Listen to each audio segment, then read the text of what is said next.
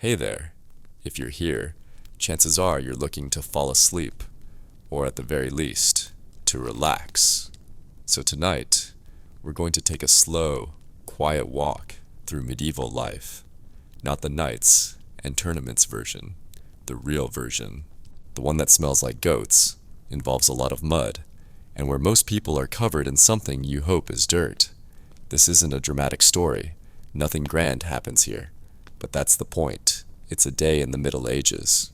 A long, uneventful, itchy, cold, repetitive day.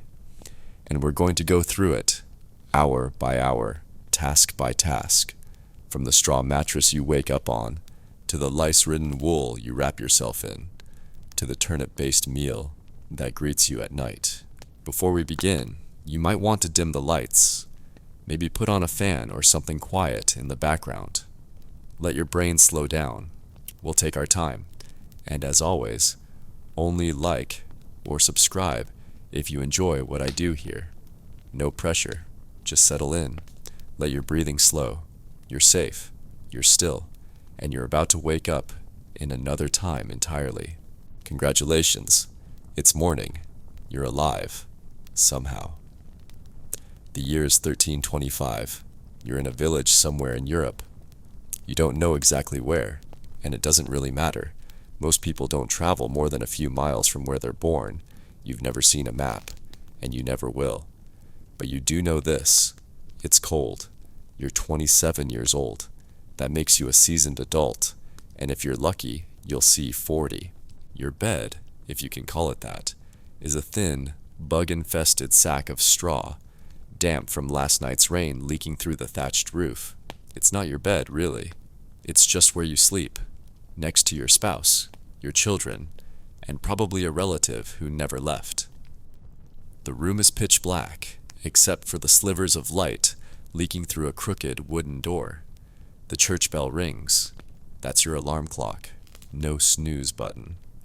Just a long, echoing clang that tells you it's time to get up. There's work to do. The animals are awake. The fields are waiting.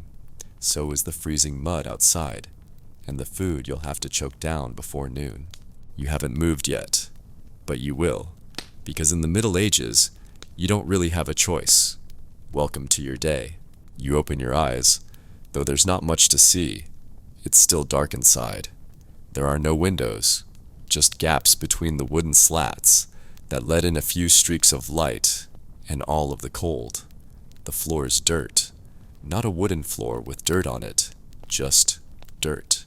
Sometimes mud, sometimes dust, depending on the weather and what the animals dragged in. You try to stretch, but everything hurts. Your back is stiff, your neck aches, your knees feel like they've been replaced with old furniture. You're not ill, technically, just alive. This is what a healthy body feels like when you've spent your whole life sleeping on straw, walking on stones, and bending over fields. You're 27. That's not young. It's not old. It's just long enough for your joints to start failing in slow, predictable ways. You sit up, sort of.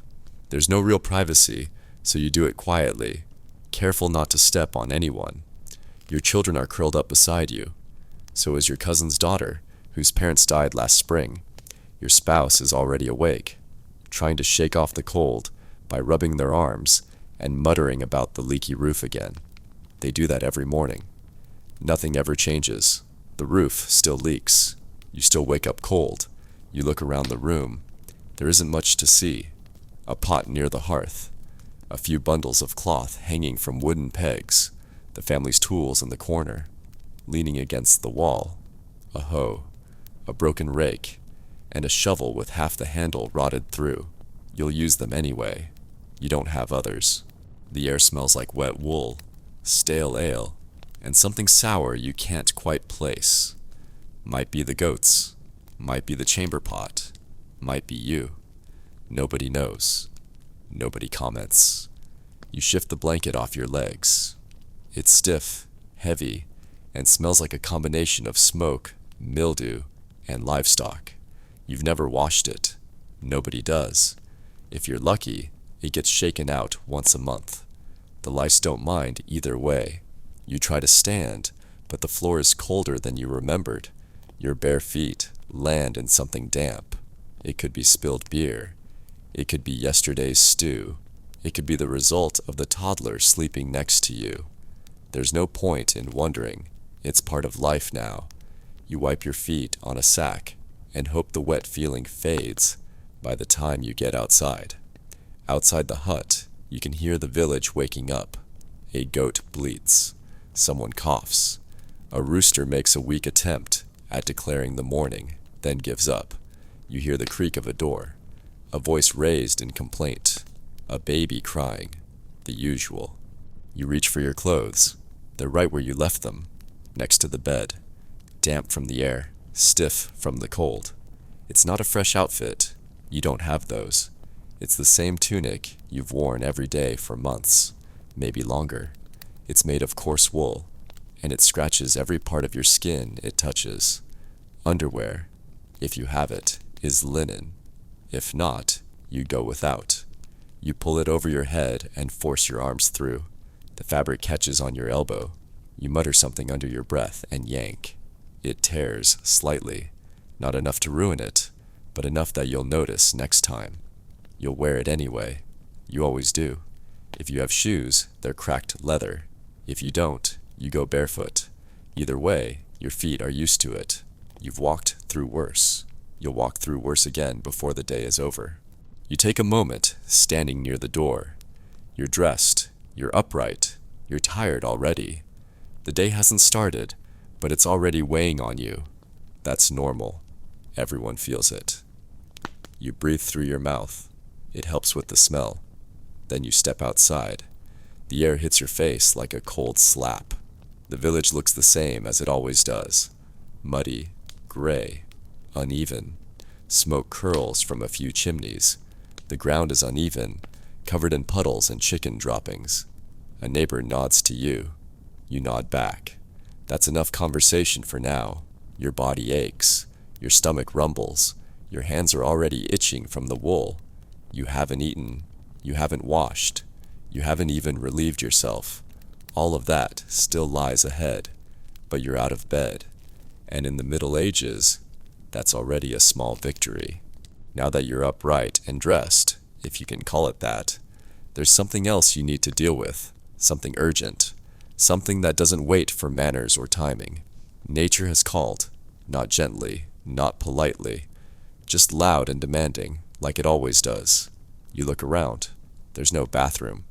Of course there isn't. You've never seen a bathroom. Nobody here has. That concept, a private room with a door, a seat, and some dignity, is centuries away. Here, your choices are limited.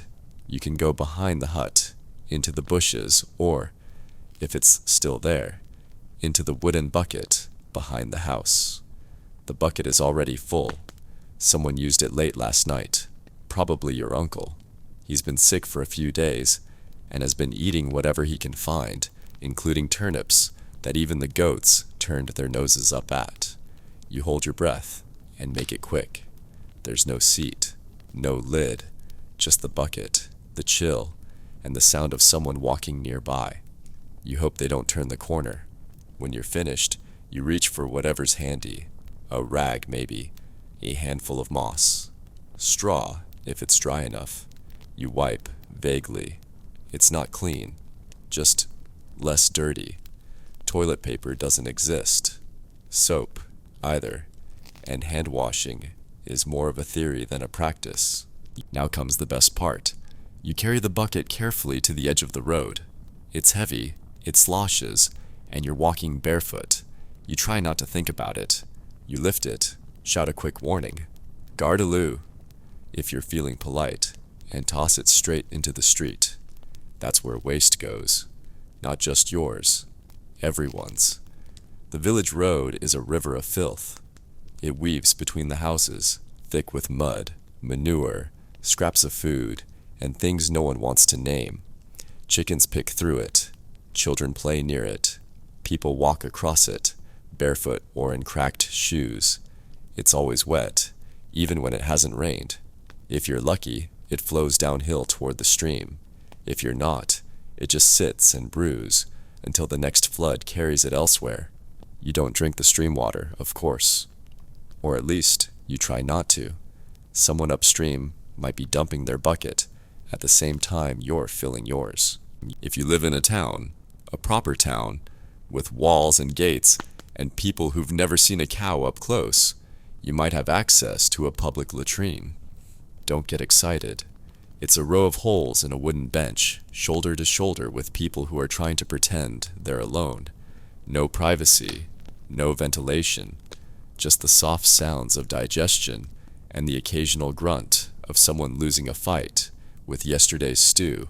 Toilet paper still doesn't exist, just more straw, or rags if someone left one behind. You might say hello to your neighbor, you might avoid eye contact. Either way, you're all there for the same reason, pretending that nothing is happening. And if you're part of the lucky few, the wealthy, the noble, the titled, you might have access to a guard rope. That's a fancy way of saying a hole in the castle wall that drops your waist straight into the moat. Yes, the same moat that sometimes floods, the same one enemies try to sneak through.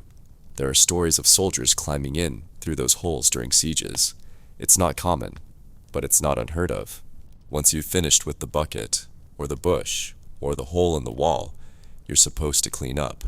But there's no sink, no soap, maybe a cold splash of water from a barrel. Maybe not. Most people don't bother. The smell of human waste isn't something you escape. It's just part of the air. You stop noticing it after a while, or you pretend to. As for brushing your teeth, that's not happening. Not in the way you think of it. You might chew on a twig. You might rinse with wine or vinegar, if you have any. But you don't have a toothbrush. You don't have toothpaste. You don't floss. Your mouth is its own disaster zone. We'll get to that later. For now, you wipe your hands on your tunic and try not to think too hard about the residue. Everyone's hands look the same. Dry, cracked, grimy. The kind of grime that doesn't wash off. It just becomes part of the skin. There's no deodorant, no perfume, no scented candles. The only smells are the ones you earn. And you've earned most of them already, and the day has barely started. Now that the worst part of the morning is over, or at least the messiest, you head back inside. Your stomach's been growling since you woke up, but you ignored it. That's normal. Hunger is background noise.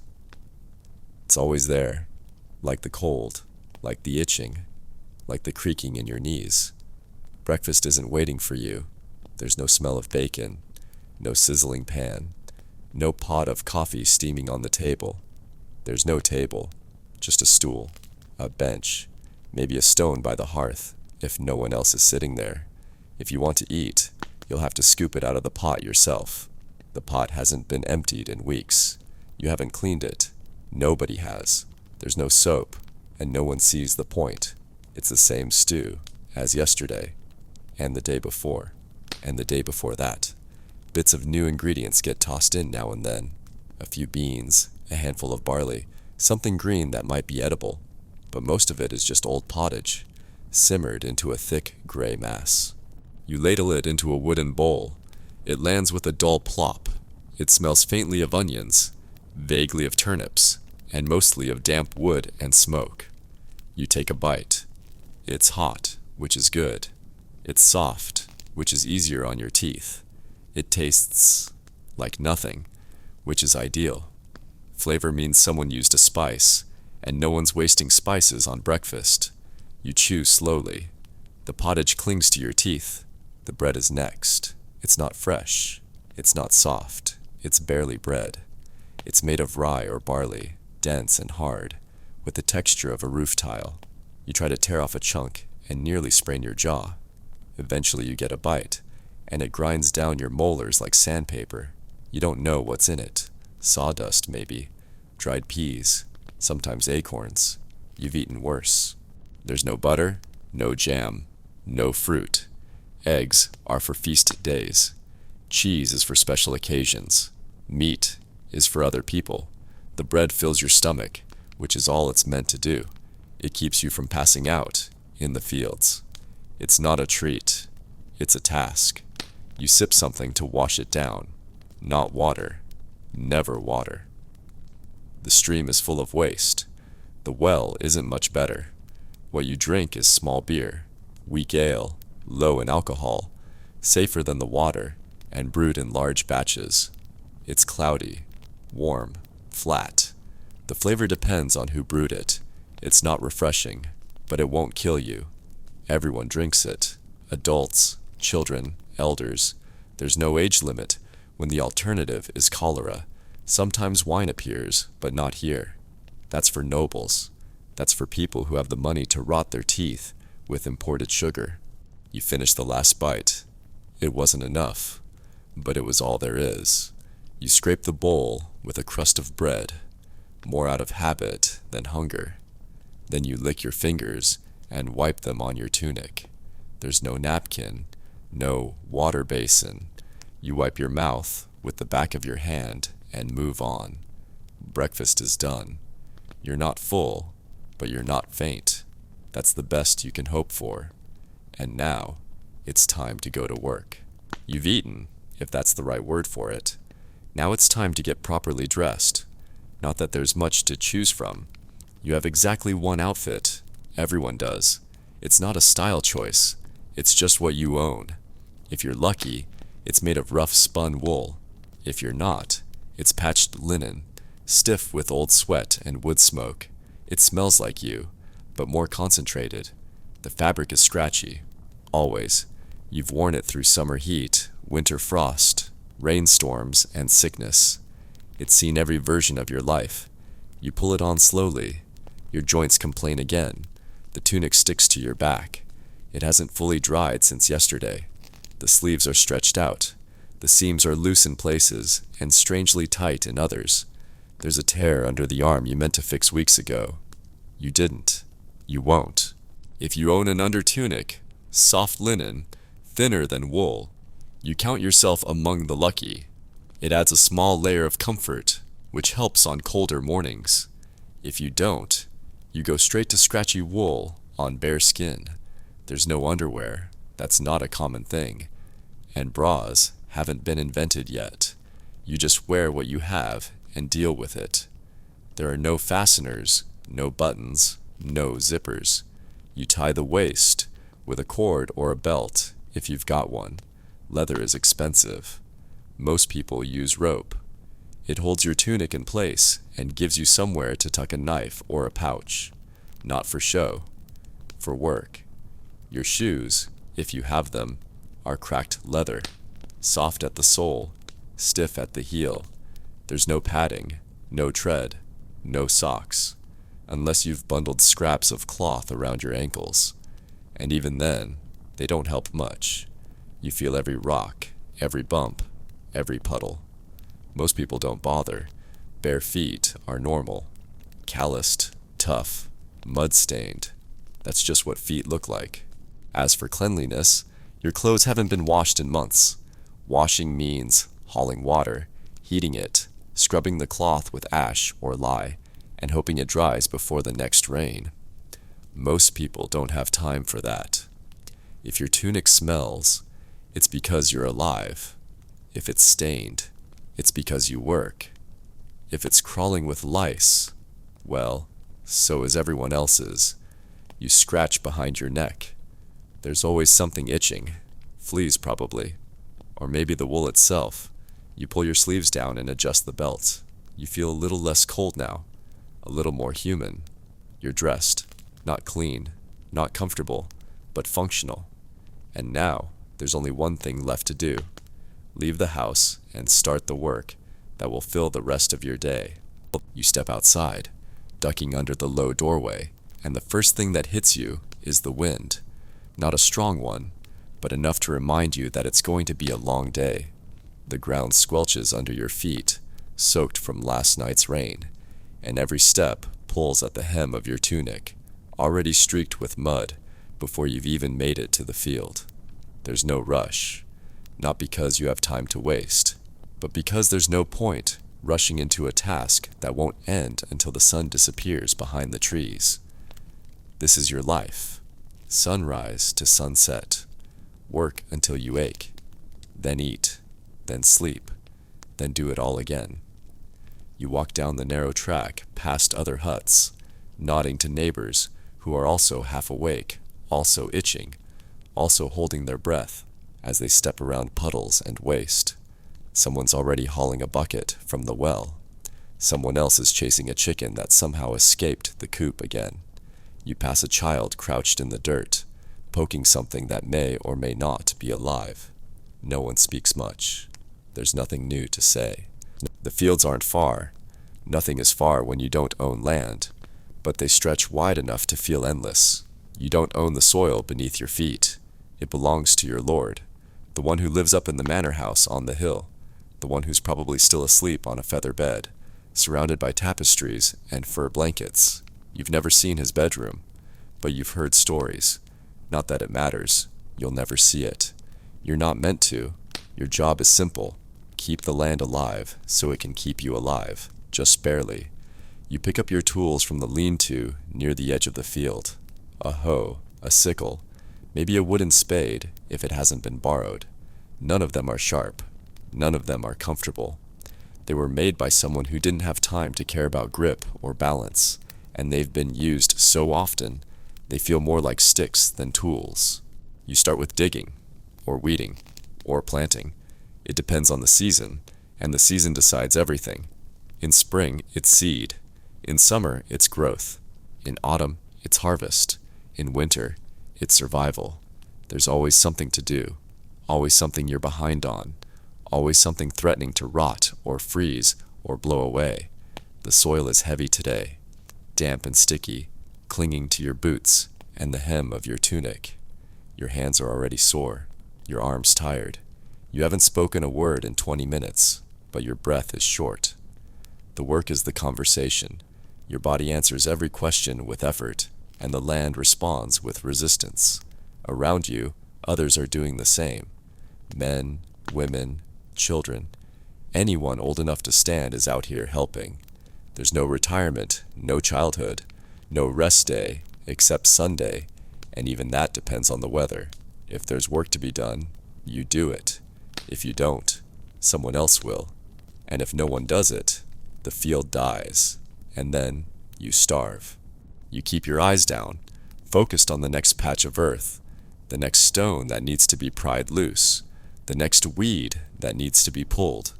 It doesn't end. That's the point. The work is the day, and the day is the work.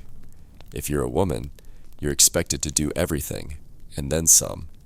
Field work, yes, but also cooking, cleaning, spinning, weaving, feeding animals, caring for children, fetching water, and keeping the hut from collapsing under its own weight. There's no division of labor that works in your favor. You do what needs to be done, and if you can't, someone else suffers. Children help from the moment they can carry a basket, not because it's cute, but because it's necessary. They chase geese, gather firewood, help with weeding, and carry messages between huts. No toys, no lessons, no free afternoons, just smaller tasks for smaller hands. You see the sun rising higher now, its weak light filtered through a thin gray sky. You wipe sweat from your brow, though the wind chills it instantly. Your hands are raw, your knees are stiff. You've barely made a dent in the row you're working. The field stretches on, and so does the day. Sometimes you talk with the others, brief words, a complaint about the weather, a joke about the chickens, a warning that someone saw wolves near the edge of the woods last night. But mostly you work in silence, not out of discipline, but because there's nothing left to say when the task in front of you demands everything you have just to keep moving. There are breaks sometimes, a moment to drink if someone brought ale, a scrap of bread if there's time to chew it. But the clock isn't your friend. You don't own time. The sun does, and when it moves, you follow. The land doesn't thank you. The Lord doesn't either, but you keep working because stopping isn't an option.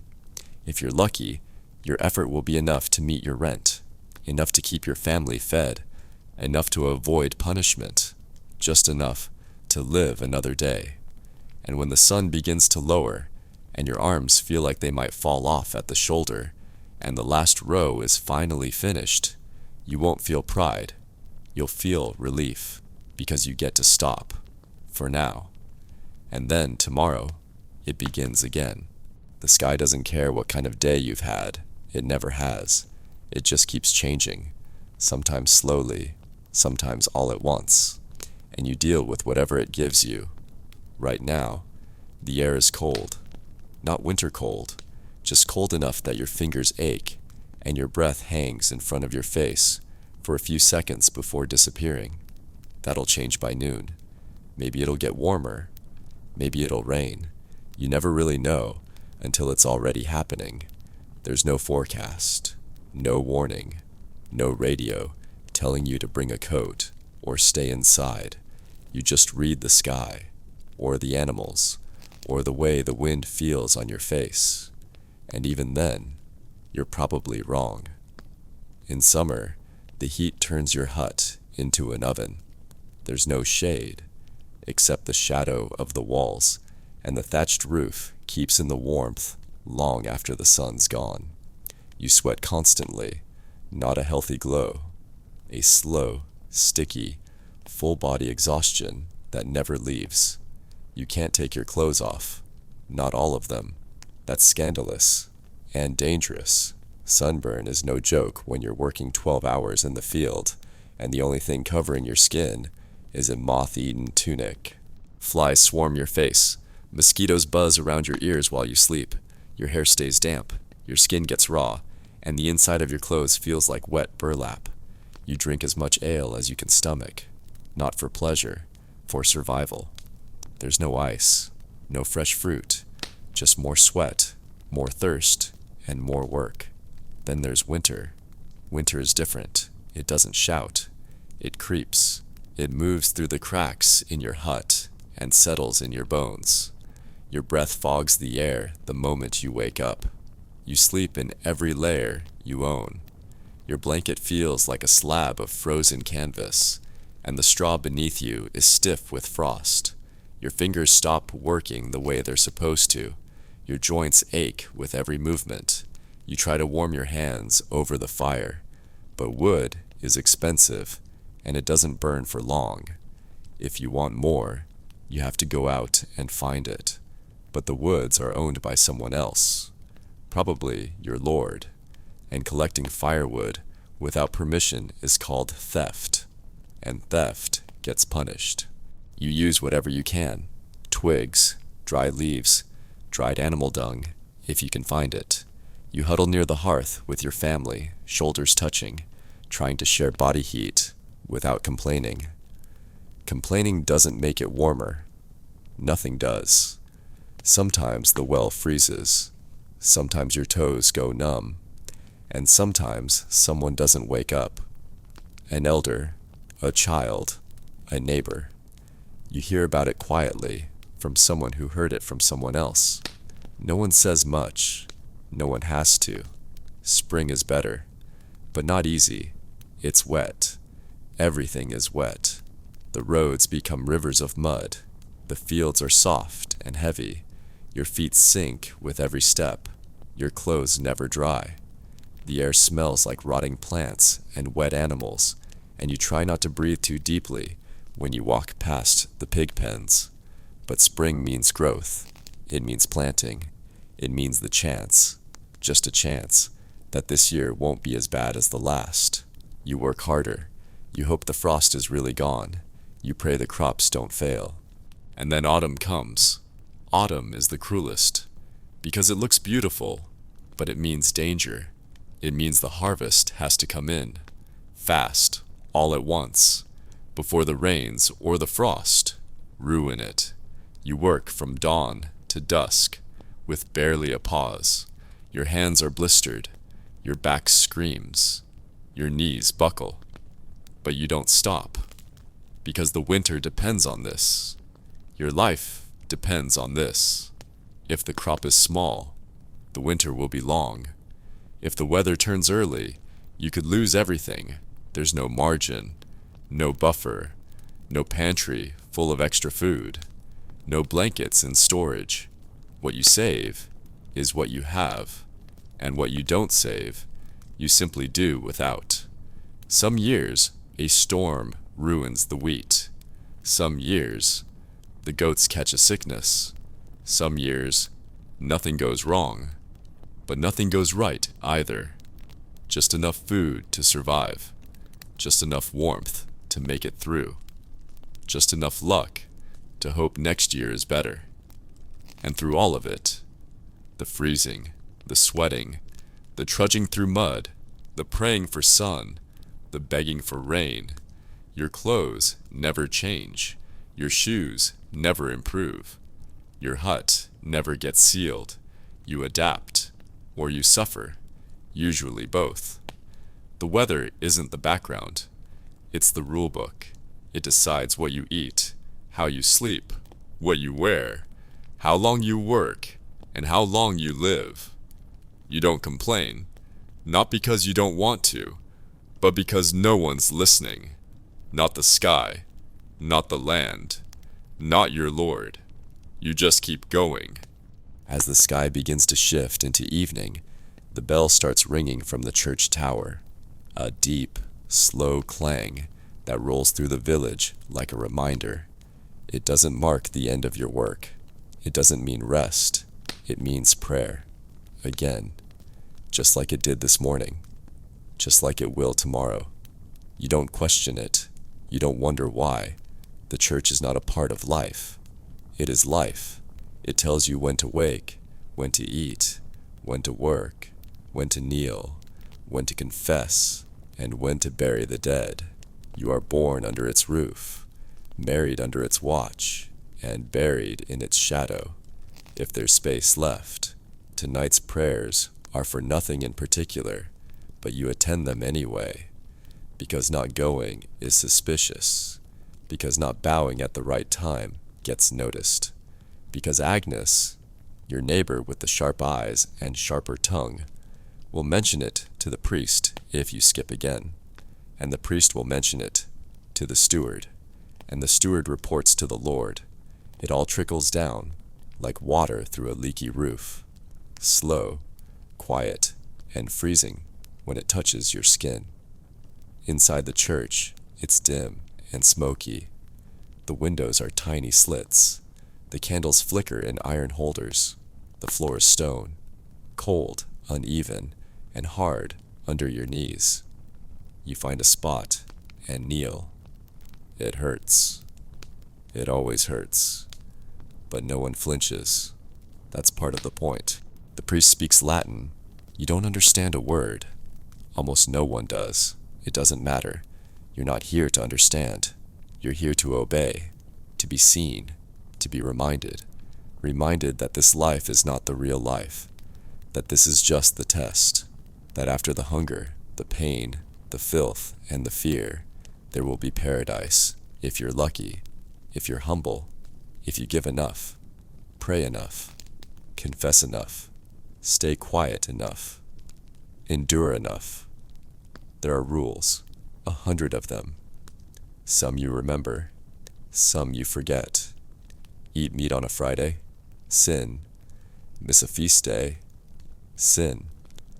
Think impure thoughts about someone you're not married to, double sin. Sometimes you wonder what counts as impure. Then you realize it doesn't matter. If you're wondering, it probably is. The church calendar shapes your entire year. It tells you when to fast, when to feast, when to kneel, when to wear black. There are holy days, saints' days, mourning days, and days for giving thanks. Sometimes it feels like every day is a church day. You lose track. You stop trying to remember. You just follow the bell. You tithe. That's 10% of what you earn. Except you don't earn money. So it's 10% of your wheat, or your eggs, or the one chicken you managed to raise past spring. You hand it over, quietly, and hope the priest accepts it without complaint. He usually does, but sometimes he doesn't.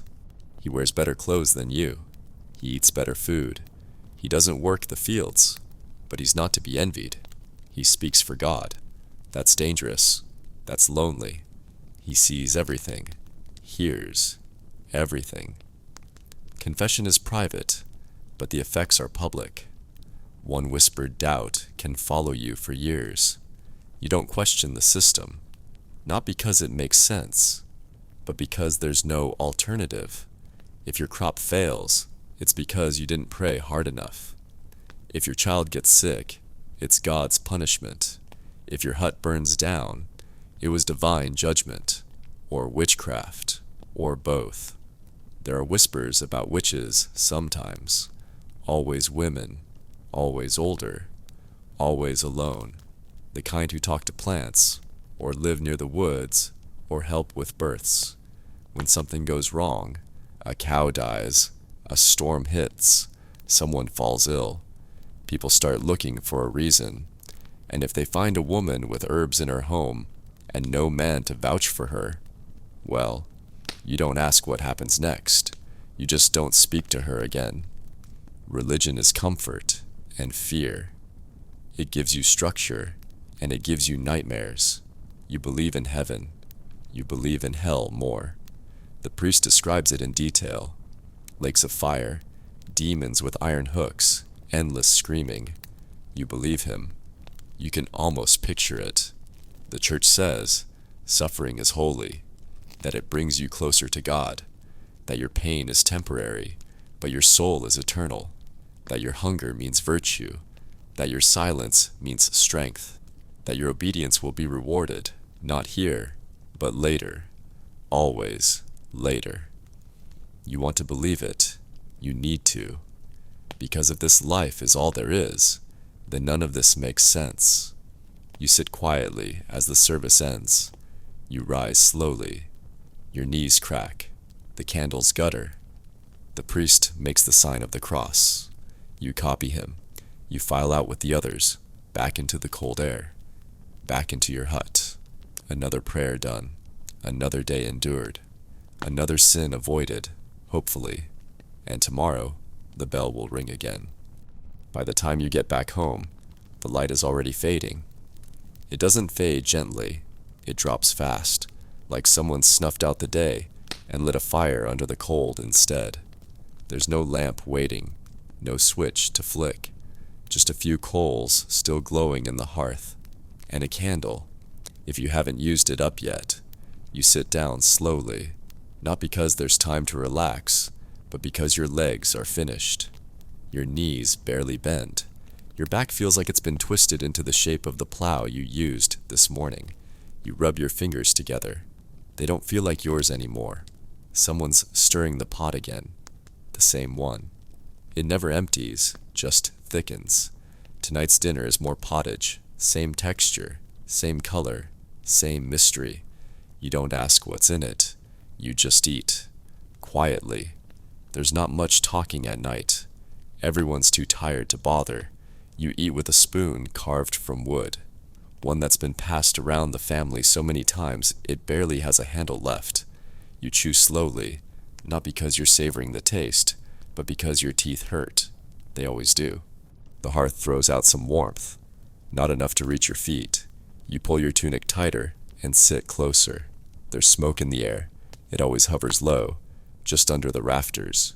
You blink through it, trying not to cough. Outside, it's already dark. No moon tonight. No stars either. Just the sound of wind pushing through the cracks in the wall and the occasional shuffle of something alive moving past the hut. You don't check. If it's a fox, it'll move on. If it's something else, you're better off not knowing. You check the bucket. It's not full yet, which is good. No one wants to go out at night. Not barefoot. Not with the road as slick as it is. You add a few more twigs to the fire. They crackle, then fade. The younger ones curl up in the straw. The older ones settle into corners. No one undresses. There's no such thing as night clothes. You sleep in what you wore. You don't want to take it off anyway. The air is cold enough to bite. The blanket is passed around. There's only one. Whoever's shaking the most gets it first. Before bed, someone mumbles a prayer. Nothing long, just a few lines, not because they're especially holy, but because it's habit, just in case. You never know who might not wake up. You lie down last, or maybe second to last. Depends who else is still awake. The floor is hard. The straw pokes through the cloth beneath you.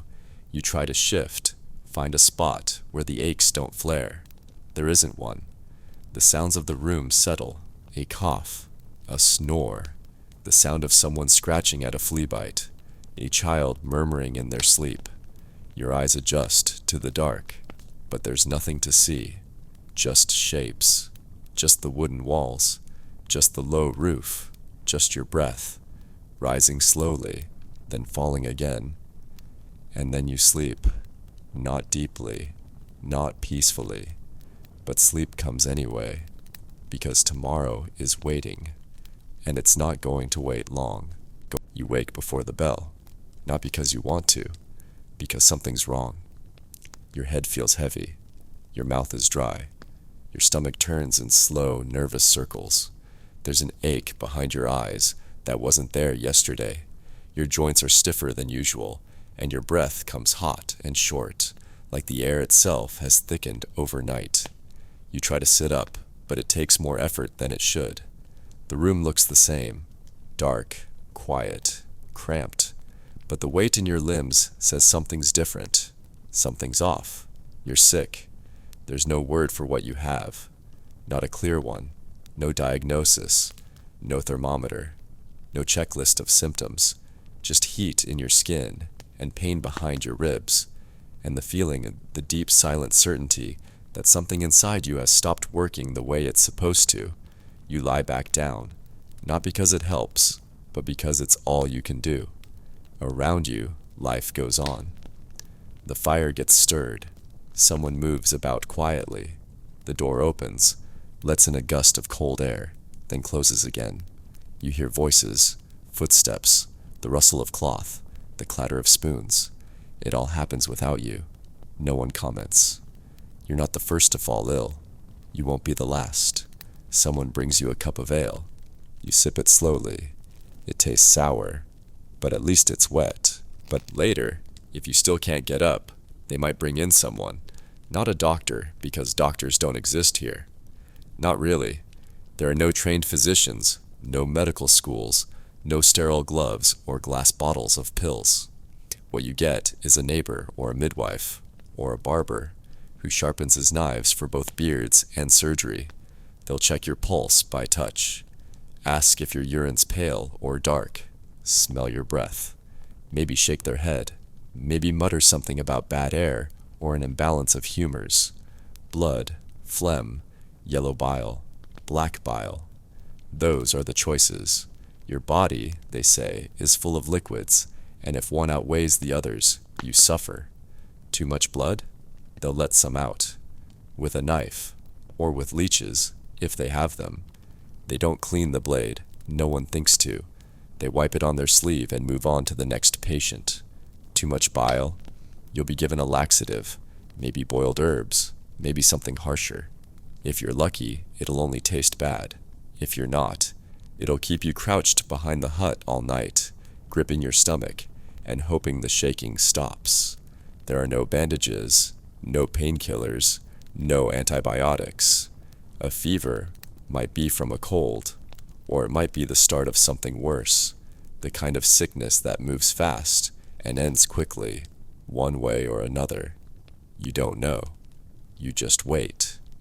In town, there are other options. Apothecaries, if you can afford them. Their shops are lined with dried roots, powdered bark, jars of dark liquid with Latin names. They might give you something for sleep, something for the cough, something that makes you vomit, because sometimes purging is the only cure.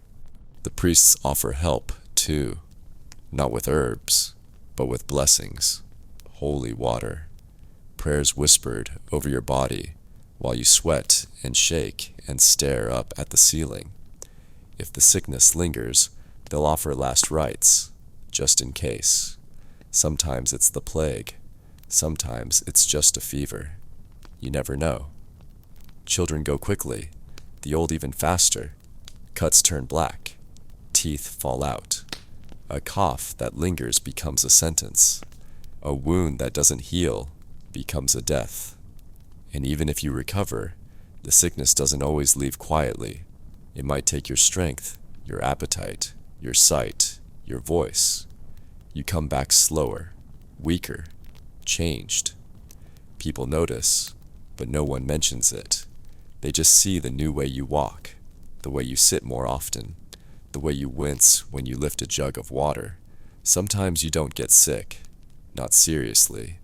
You just live with the small things, the rash that won't go away, the back that aches more each year, the tooth that hurts whenever you chew. There's nothing to be done. You ignore it. You adjust.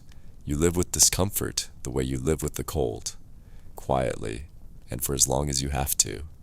And when it ends, when someone dies, there's no hospital, no funeral parlor, just a bed, a cloth, a prayer. The body is wrapped, buried quickly.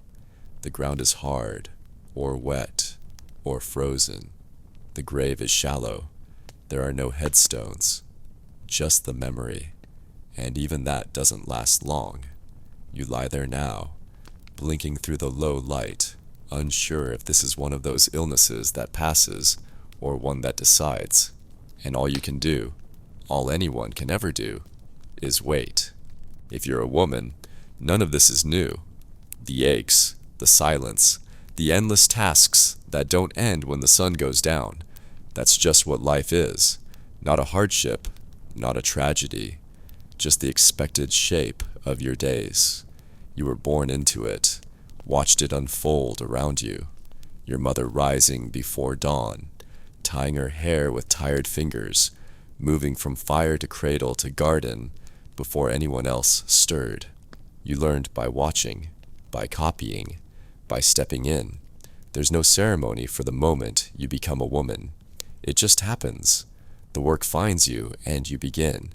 You're not taught to dream, not out loud. The best path is clear. Marry, bear children, keep the home steady. Love is optional. Choice is rare. What matters is the arrangement, what he owns, what your family gains, what the neighbors will say. Some girls are promised by age 12. Some are mothers by 14. No one flinches. That's the pattern. You don't write your future. You accept the one handed to you, sewn into the hem of your tunic, and whispered during evening chores. Once married, your world shrinks, not in size, but in focus. The hut becomes your orbit, the cooking fire, the washing pail, the cradle in the corner. You work the fields if needed, which it usually is. You tend to animals, mend clothes, grind grain, boil roots, teach children. You carry wood and water and expectations, all without complaint, or at least, without the luxury of voicing them. If your husband is kind, you are lucky. If he's not, you are trapped. There is no leaving, no help. What happens behind the door stays there. Bruises fade, voices lower, and no one asks questions they don't want the answers to. Childbirth is the most dangerous thing you will ever do.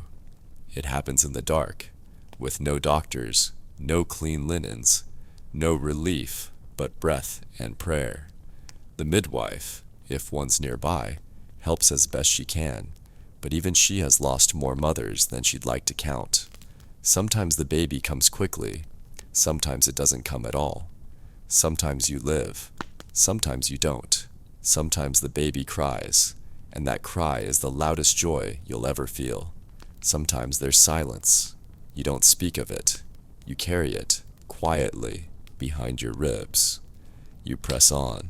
There are still mouths to feed, floors to sweep, grain to grind. And if the baby lives, you nurse them constantly, even when you're hungry yourself. You pass your strength into them through thin milk and tired arms. You don't rest. you don't recover. There's always something next. As the years pass, you become the center of the home, not because anyone says so, but because everything breaks if you don't keep it together. You are the glue, the firekeeper, the nurse, the teacher, the boundary between order and chaos. No one thanks you. No one notices unless you stop.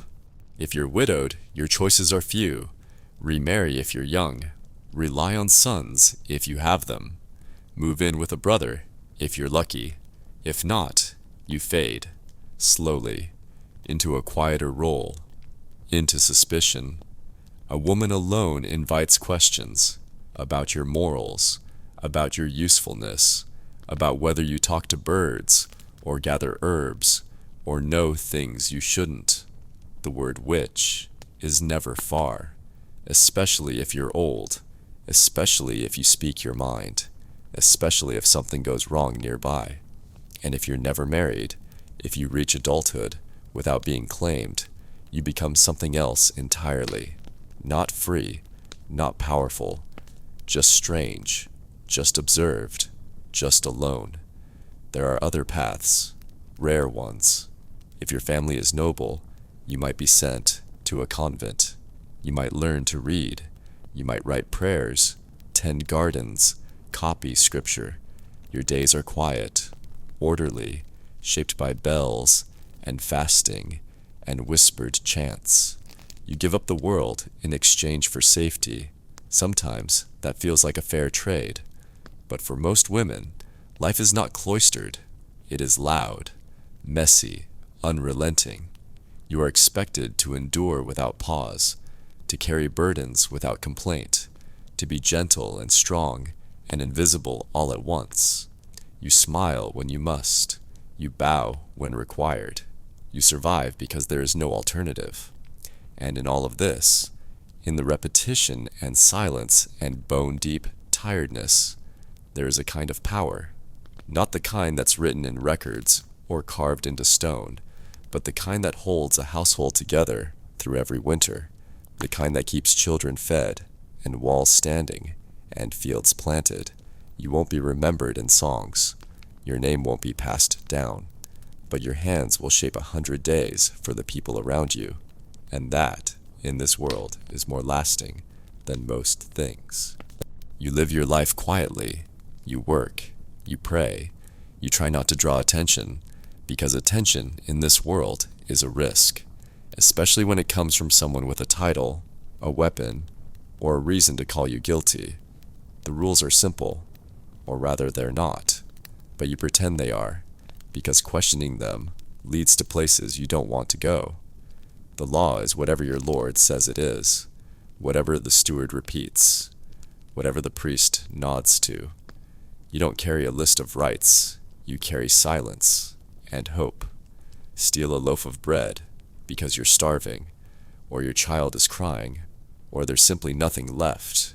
And if you're caught, you won't get a warning. You'll get a punishment, a hand cut off, a finger branded, a public lashing, whatever the mood demands. They say justice is blind, but here, justice has eyes, and they're watching the poor more closely than anyone else. There's no trial in the way you imagine one. No lawyers, no jury, no waiting for someone to explain your side. You're accused, then punished. Sometimes you're given a chance to prove your innocence, but only through suffering. They call it trial by ordeal. One version has you plunging your arm into boiling water to retrieve a stone. If the wound festers, you're guilty. If it heals cleanly in a few days, you're innocent, and lucky not to have lost your arm either way. Or they tie your hands and throw you into a river. If you sink, you're innocent. If you float, you're guilty, and dragged back for punishment. It's not justice, it's a coin flip. But it's what you've got. For more serious crimes, heresy, blasphemy, theft of sacred relics, the punishments become theater. Executions are public. Everyone comes to watch. Not just for the spectacle, but for the warning. A hanging in the square. a beheading if you're noble, a burning if you've been accused of something unholy.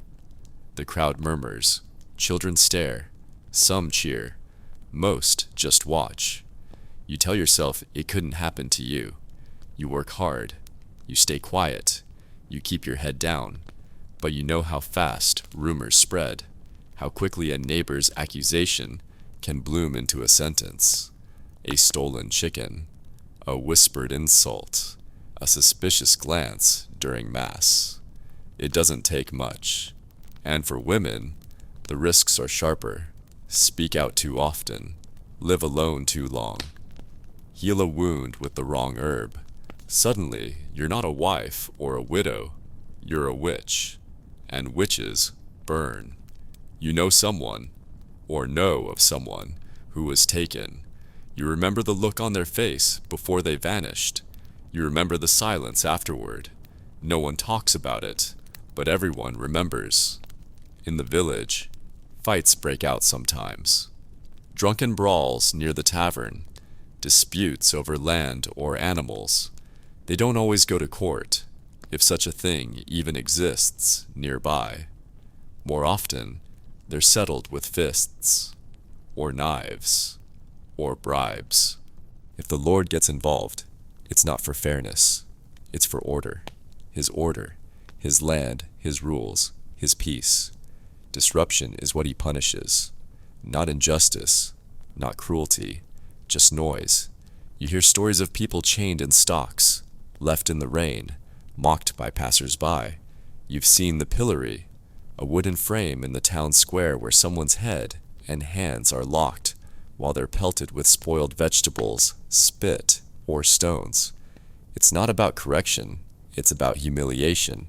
Some punishments are subtler, fines that cripple a family for months, a tithe doubled out of suspicion, a priest who won't bless your child's grave because your wife missed confession too many times. It all blends together, power and morality and control, until you don't know where one ends and the next begins. And so, you stay careful. You don't argue in public. You don't touch what isn't yours. You don't repeat the stories you've heard about the steward's brother, or the priest's hidden wine, or the Lord's youngest son. You say your prayers. You nod when spoken to. You keep your hands where people can see them, because in this world, innocence is fragile, and the law doesn't need a reason to forget it.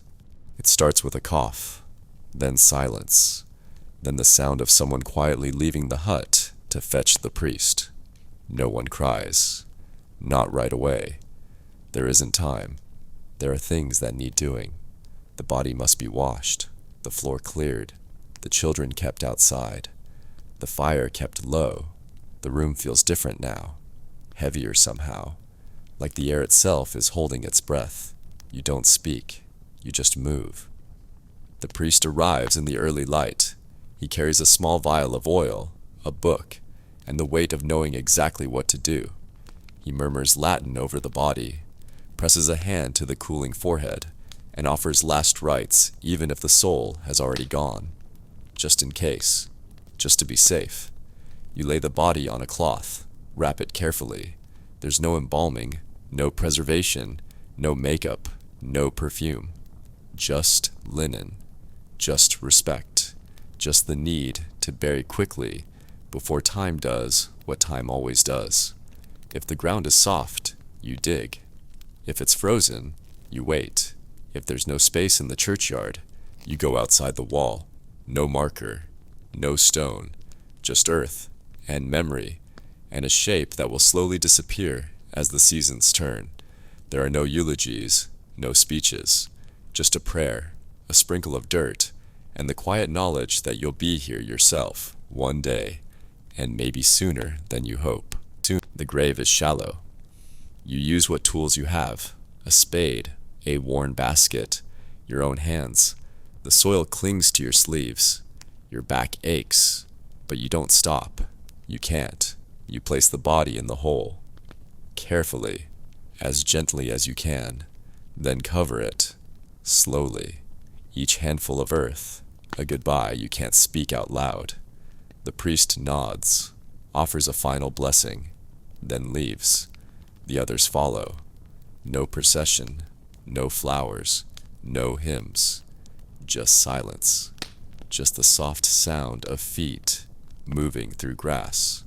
At home, there's no meal, no gathering, just work to finish, children to settle, water to haul. The pot needs stirring, the laundry's still wet. The world hasn't paused, it never does. You lie down that night, with the image still behind your eyes, the way the cloth folded around their hands, the way the earth settled gently at first, then heavier, the way no one said their name. In the days after, their absence grows louder, a missing bowl, a space by the hearth, a voice that doesn't call out in the morning. People offer murmured condolences, but no one lingers. Grief is private, quiet, lived in glances, and the way your hands move slower than they did before. You mark the death with a prayer, maybe a candle, if you can spare the wax. On All Souls' Day, you'll say their name again, if you can afford the offering. Otherwise, they fade, slowly, softly, like everything else. There's no afterlife, you're certain of, but you imagine it anyway. You picture them somewhere better, warmer, cleaner, a place without smoke or hunger or aching bones. The priest says there's a heaven. He says there's a hell too, and you try not to picture that. You try to believe the good one is closer, but deep down, you know, this was their life. This mud, this cold, this noise and silence and repetition. And now, it's over. You wake the next day, you light the fire, you do the same things in the same order, because grief doesn't get days off, and neither do you. And when the cough returns, from someone else this time, you don't look away. You already know how the story goes. They told you the Middle Ages were simpler, slower, peaceful, even, that people lived close to the land, bound by honor and prayer, warmed by firelight, surrounded by family, and guided by noble lords with shining armor. They didn't tell you about the fleas, or the moldy straw, or the teeth that fell out by 30. They didn't tell you how cold it was, how hungry, how long the days felt when there was no choice but to work them. They gave you castles and candlelit feasts. They left out the smell. The myths are tidy. The truth is not. The truth is that life was short and hard and loud in the ways no one celebrated. The truth is that suffering wasn't a crisis. It was the baseline, that no one waited for better days, because better wasn't coming. Just different, just older, just more of the same. You didn't dream of adventure. You dreamed of surviving winter. You didn't fight for glory. You fought to keep your only pig alive through the frost. You didn't wake to music. You woke to hunger or sickness or a child coughing beside you. And yet, people laughed. They found joy where they could. A warm bowl of food, a story told around the fire, a baby's first steps, a neighbor's wedding, a summer without blight. You held on to those things because they were rare, because they mattered.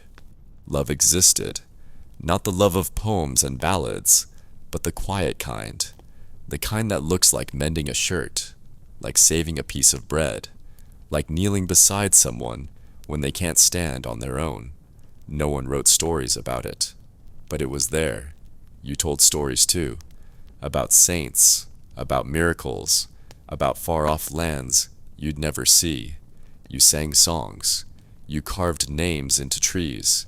You passed down riddles and prayers and curses so old, no one remembered where they came from. Even when life gave you very little, you made something of it, because that's what people do. In any century, the Middle Ages weren't noble. They weren't golden. They were muddy, rotten, splintered, and aching, and half forgotten. but they were real, and the people who lived through them, peasants and lords, monks and mothers, blacksmiths and beggars, they were real too, as human as we are now, as scared, as tired, as stubborn, and maybe that's why the myths still cling to them, because it's easier to picture banners and banquets than boils and boredom. Easier to imagine gallant knights than a barefoot farmer coughing blood in a ditch. But if you really want to understand the past, you have to live it for a moment, even just in your mind. You have to sit in the dark. Feel the straw under your back. Listen for the bell. Taste the pottage. Wait for spring. And then, when you've made it through the day, when you've worked and prayed and eaten, and crouched by the fire in a hut that barely holds the wind out, you can lie down in your ragged clothes, under your shared blanket, with 8 other people snoring beside you, and feel what they felt. Not glory, not magic, but survival.